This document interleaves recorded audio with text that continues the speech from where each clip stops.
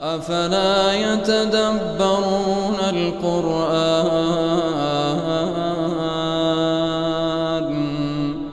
ولو كان من عند غير الله لوجدوا فيه اختلافا كثيرا.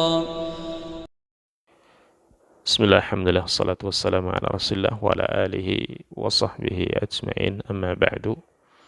Allah subhanahu wa ta'ala berfirman, Inna sanulki alaika qawlan thaqila. Kami akan menyampaikan kepadamu, wahai Nabi, ucapan yang berat. Di sini Al-Quran mengemban Al-Quran suatu yang berat. Istiqomah dalam membaca, istiqomah dalam mempelajari, istiqomah dalam mengamalkan, dan istiqomah dalam mendakwahkan Al-Quran adalah suatu yang berat.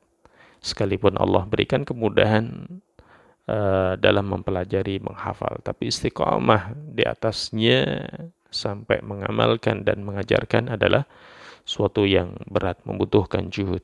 Kalau orang tidak punya semangat, tidak akan menjadi ahlul Quran.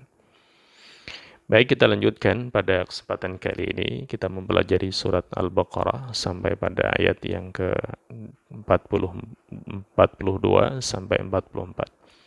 Allah Subhanahu wa taala berfirman, "Wala talbisul haqqa bil batil." Janganlah kalian, wahai Bani Israel, mencampur adukan kebenaran dengan kebatilan. Kebenaran yang dijelaskan oleh Allah dan Rasul-Nya, kebatilan adalah suatu hal yang baru dari mereka.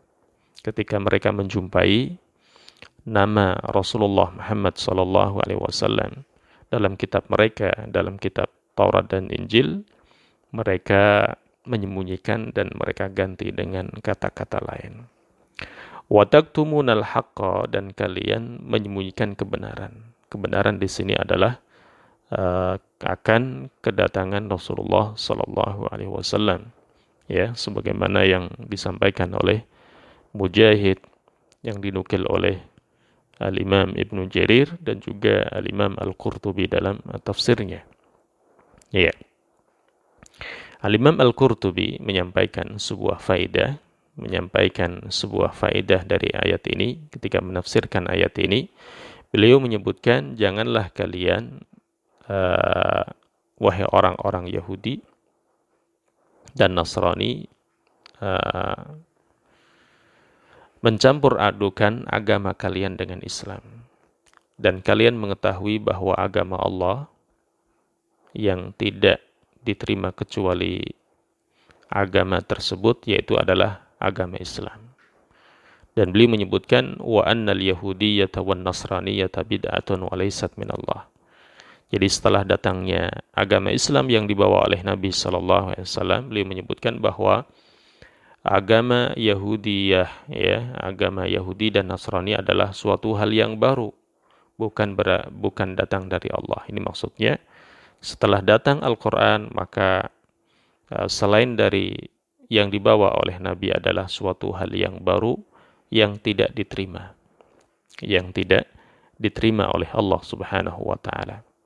Maka siapa yang masih mengamalkan Taurat dan Injil, ya, di situ sudah dirubah oleh tangan-tangan pendeta mereka, nama-nama Rasulullah Sallallahu Alaihi Wasallam itu sudah dihapus. Nah, itu sebuah kesalahan. Maka agama yang benar setelah diutus Rasulullah Sallallahu Alaihi Wasallam adalah agama Islam. Wa antum ta'lamun, dan kalian mengetahui apa? Mengetahui bahwa, ya, tentang Rasulullah Sallallahu Alaihi Wasallam, sifatnya itu sudah dijelaskan di dalam kitab kalian. Ya, Al-Imam Al-Qurtubi menjelaskan ayat ini menunjukkan akan besarnya dosa bagi orang yang melakukan kesalahan di atas ilmu. Wa annahu aqsa minal jahil. Kata beliau, kalau orang bermaksiat dan mengetahui ilmunya, dan dia itu lebih bermaksiat, lebih besar dosanya daripada orang yang jahil, orang yang tidak mengetahui. Kemudian ayat yang ke-43, wa aqimus shalah wa atuz zakah warka'u ma'ar raki'in. Dan ini ditujukan kepada mereka, tegakkanlah salat ya, sebagaimana yang diajarkan oleh Rasulullah sallallahu alaihi wasallam, wa atuz zakah, dan tunaikan zakat, ya, seperti yang diajarkan dalam agama Islam, warka'u ma'arraki'in, dan rukuklah bersama orang-orang yang rukuk. Wa takunu ma'arraki'in min ummatihi sallallahu alaihi wasallam. Ya, ini menunjukkan bahwa mereka diperintahkan oleh Allah untuk masuk agama Islam. Al-Imam Ibnu Juzai menyebutkan warka'u. Di sini dikhususkan rukuk setelah menyebutkan salat, li'anna salatal yahud bila rukuk. Karena salatnya orang Yahudi itu enggak ada rukuknya. Ketika mereka diperintahkan untuk rukuk, maksudnya adalah salatlah bersama Rasulullah dengan salat kaum muslimin yang ada rukuknya. Fa'aka'annahu amara bisalatil muslimin allati fiha rukuk. Maka Allah di sini memerintahkan orang Yahudi, orang Nasrani untuk salat, ya, sebagaimana salat kaum muslimin yang di situ ada rukuknya. Karena salat orang Yahudi tidak ada rukuknya. Ma'arraki'in, bersama orang-orang yang rukuk, ya, fayaktadi dzalikal amr bidukhuli fi dinihim. Maka ini menunjukkan bahwa, ya, perintah kepada mereka untuk masuk ke dalam agama Islam ketika diperintahkan warka'u ma'arraki'in, rukuklah, salatlah bersama orang-orang yang rukuk, yaitu kaum muslimin. Wakila al-amru bis-salati ma'al jamaah. Di sini juga beliau menyebutkan, ya, di sini ada yang menyampaikan bahwa ayat ini menunjukkan perintah untuk salat secara berjamaah. Tentunya ditopang dengan dalil-dalil yang lain dan ditujukan kepada kaum lelaki. Syekh Sa'di menyebutkan warka'u ma'arraki'in, rukuklah kalian bersama orang-orang yang rukuk, sallu ma'al musallin. Nah, di sini beliau menyebutkan tentang kewajiban untuk salat berjamaah. Nah, ini ditujukan kepada kaum lelaki. Kemudian di sini juga beliau menyebutkan bahwa rukuk, ya, disebutkan secara khusus menunjukkan adalah suatu hal yang wajib. Wa ta'bir 'anil ibadah bi juz'iha yadullu 'ala fardiyatihi fiha. Kalau suatu ibadah itu disebutkan salah satu dari rukunnya dalam Al-Qur'an atau hadis, menunjukkan bahwa bagian yang disebutkan oleh Allah dan Rasulnya menunjukkan suatu hal yang wajib, ya, atau bahkan suatu hal yang rukun. Ata'muruna nas, pada ayat yang ke-44. Apakah kalian memerintahkan manusia untuk berbuat baik, wa tansawna anfusakum, dan kalian melupakan diri kalian, fala ta'murunaha bil khairil azim wa huwal Islam. Dan kalian tidak memerintahkan untuk melakukan suatu hal yang agung, yaitu masuk agama Islam, wa antum ta'lamun, sedangkan kalian mengetahui tentang Rasulullah, tentang kebenaran agama Islam yang dibawa oleh Rasulullah sallallahu alaihi wasallam, dan kewajiban untuk beriman kepada beliau. Afala ta'qilun, apakah kalian tidak berfikir, tidak menggunakan akal kalian?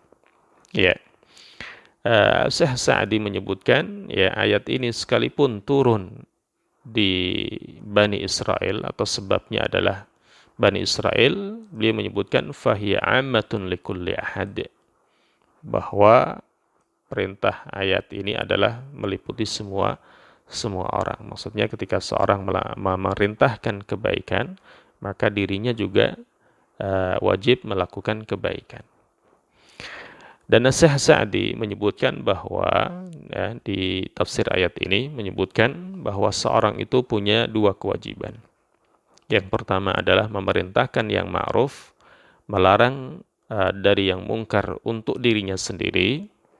Ya, ketika ada perintah kebaikan, maka yang pertama kali adalah menjalankan pribadi sendiri. Kemudian perintah yang kedua, ya, tentunya bagi yang mampu sesuai dengan kapasitasnya, ya, balighu anni walau ayah.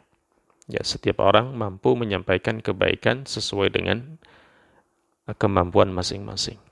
Ada yang menyampaikan di bawah mimbar, ada yang boleh naik mimbar, tentunya dengan syarat tertentu tentunya.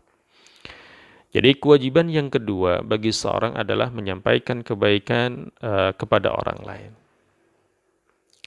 Jadi menyampaikan kebaikan menyampaikan kebaikan kepada orang lain tidaklah didahului untuk mengamalkan untuk pribadinya sendiri. Jadi masing-masing adalah kewajiban, sekalipun dirinya belum bisa mengamalkan atau dia malas, tapi kewajiban menyampaikan kepada orang lain adalah suatu hal yang wajib.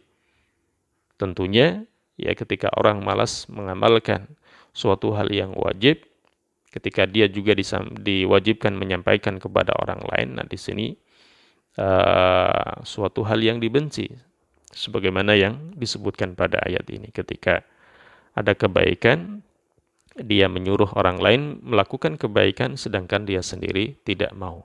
Nah ini suatu hal yang dibenci. Ya, suatu hal yang sempurna, ya.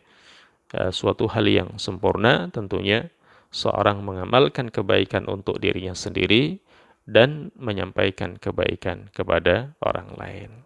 Dan beliau menyebutkan, ya, fa innan nufus majbulatun ala adamil inqiyad liman yukhalifu qawluhu fi'lahu wa iqtida'uhum bil af'ali ablagh min iqtida'ihim bil aqwalil mujarradah. Nah, di sini tentunya seorang itu mempunyai tabiat untuk tidak mengikuti seseorang yang perkataannya menyelisihi perbuatannya. Seorang itu akan lebih mudah mengikuti perbuatan daripada hanya sekedar perkataan. Ya, ini faedah yang disebutkan oleh Syekh Sa'di rahimahullahu ta'ala. Banyak sekali pelajaran yang sudah kita ambil dari beberapa ayat ini. Semoga Allah Subhanahu wa taala ya menunjukkan kebaikan kepada kita dan memberikan taufik, kemudahan kepada kita untuk mengamalkan.